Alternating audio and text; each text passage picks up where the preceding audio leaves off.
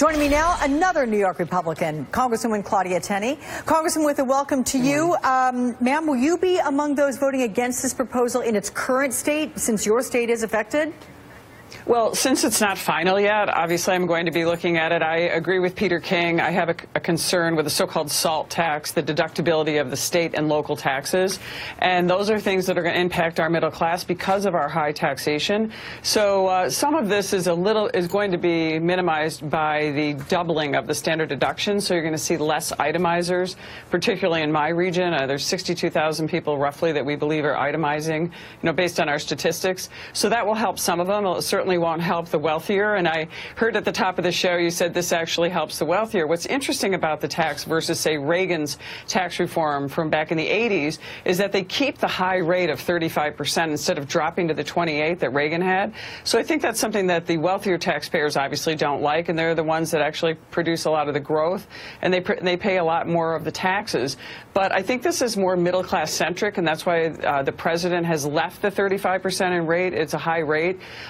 On the reverse side, I think what he's done, which I think is really beneficial, especially to small business owners, which are the bulk of the business owners in my region and also the largest job creators, is that he's dropped the tax rate down for corporate to 20, but the personal rate for small businesses to 25, which I think you're going to see a big improvement, and I think that's going to be very helpful for our job creators on the lower end. And I know you know about that because you are a small business owner yourself, but I do want to ask you about your voters in terms of how they're going to be effective. What is, for example, the median income in the towns that you represent?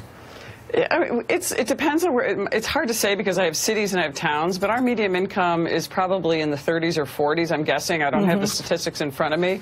But the issue is how many of them itemize. That's the difference. And really what you're seeing is by doubling the deduction, you're going to see an AGI, the adjusted gross income, start at a different level. So you're going to see people paying a lot less taxes. On the flip side, you're going to see, possibly the elimination of the so-called SALT, the state and local taxation, which is going to impact filers who are under the $200,000 adjusted gross income range, which I know sounds like a lot, but there are a lot of people in that range who are paying really high taxes.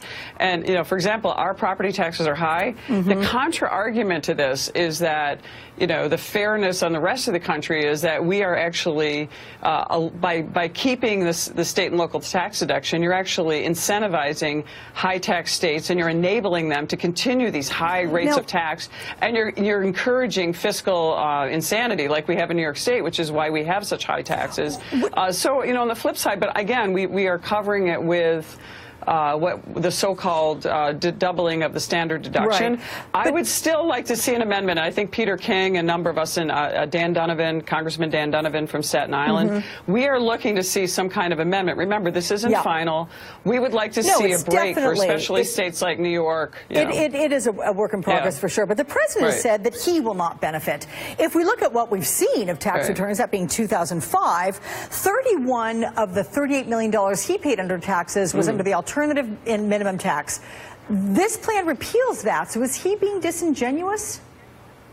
I'm not going to get into it. I don't know what the president's looking at there, but to me, I'd like to see our businesses get lower, our property tax. To be honest with you, the conservatives don't like this because they'd like it to be more bold, and I think we could be more bold and dramatic for the middle class.